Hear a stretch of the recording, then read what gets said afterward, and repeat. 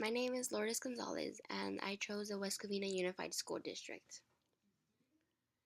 About West Covina Unified School District, it serves the community of West Covina. It was established in 1915 with only one school and less than a dozen students. The district has considerably grown. It currently serves over 14,000 students in 15 local area schools and 2 charter schools, offering a world-class education with programs to meet the needs of all students. The district also offers a variety of placement options, flexible course scheduling, small class sizes, and more student attendance days. The district can meet the educational needs of students and ensure they are prepared for college and career success. West Covina Unified School District's mission is in partnership with parents and the community. It is to provide all students access to a high quality, well rounded curriculum, rich in meaning and rigor that inspires post secondary and career participation, critical thinking, and problem solving, informational literacy, and positive contributions to society. Fun facts: students in the district may choose to attend any school within the boundaries to ensure the diverse needs and interests of students are met. The West Covina Unified School District is also recognized as a school district of choice, allowing students from other California districts to transfer any school in the district. And there are 17 schools in total, and currently there are 13,712 students.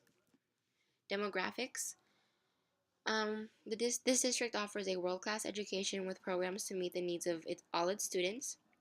Its diverse student population includes approximately 10% English learners, 70% socioeconomically disadvantaged, and 70% LCFF, Local Control Funding Formula, unduplicated students. The variety of languages spoken by our EL students includes Spanish 68%, 9% Mandarin, 8% Cantonese, 7% Vietnamese, and the remaining 8% speak a total of 22 languages. Demographics continued. Their student population is made up of many ethnicities. Demographics include 75% Hispanic or Latino, 11% Asian, 5% white, 4% Filipino, 3% African American, and 2% two or more races. 12%, however, of students are impacted by a disability. So the current expenses of education per year, their trends. I've included the total general fund budget expenditures, and then I've also included the different planned actions and services to meet the goals this year. It's a total of 90,406,735.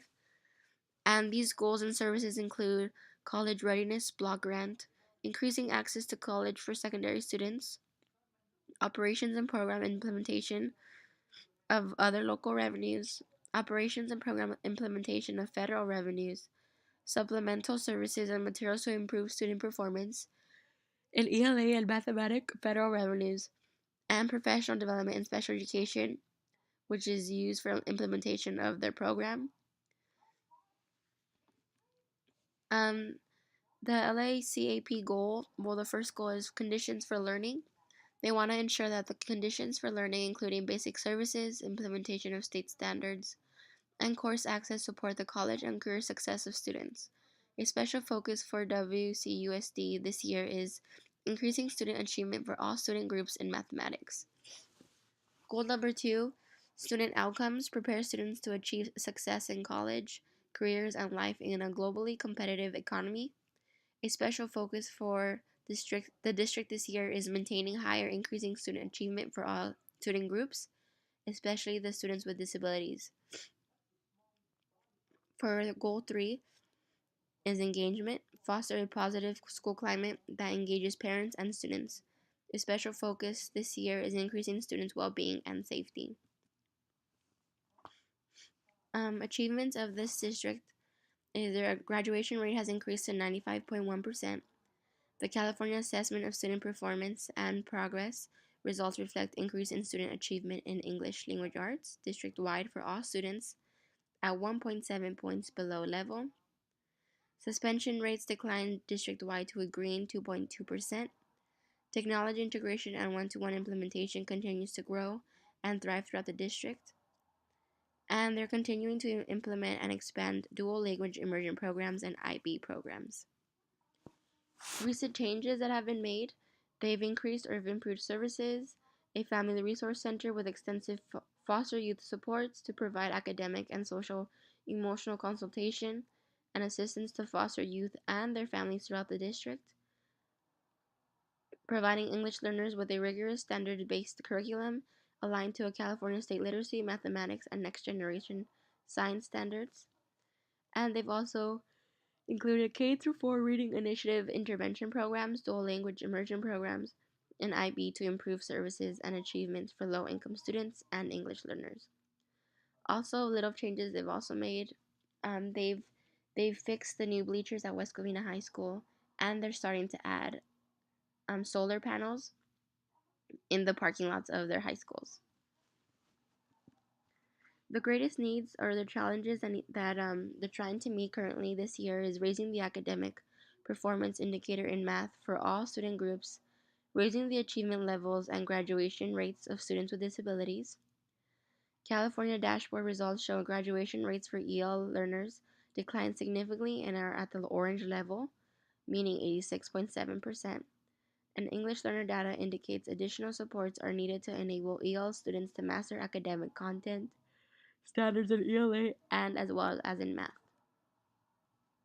I interviewed a substitute teacher for West Covina School District, and a concern that I had was with the question, what recommendations do you have for the district? And she said that they don't pay substitute teachers enough, which leads to poor quality teachers who cannot afford to take a pay cut. And this I've seen this also because I went to West Covina High School, and there's a difference in substitute teachers. Either there was a higher chance of having a teacher who really did not really pay attention in the class and basically let us do anything compared to teachers who were actually very passionate and showed motivation and support for their students. She also mentioned that there's not enough funding for field trips, and she emphasized that there needs to be more training, meaning for substitutes.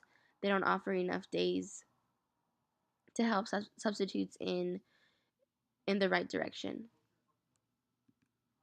So strengths of this district is that each school offers unique programs, standard-based curriculum, and highly qualified teachers to meet the needs of our diverse population.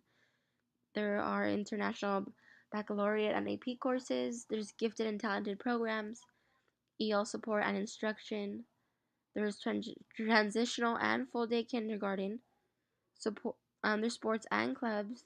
They're starting to integrate more technology in the classrooms, which is really important, especially in today's society. And there's also more dual language immersion programs.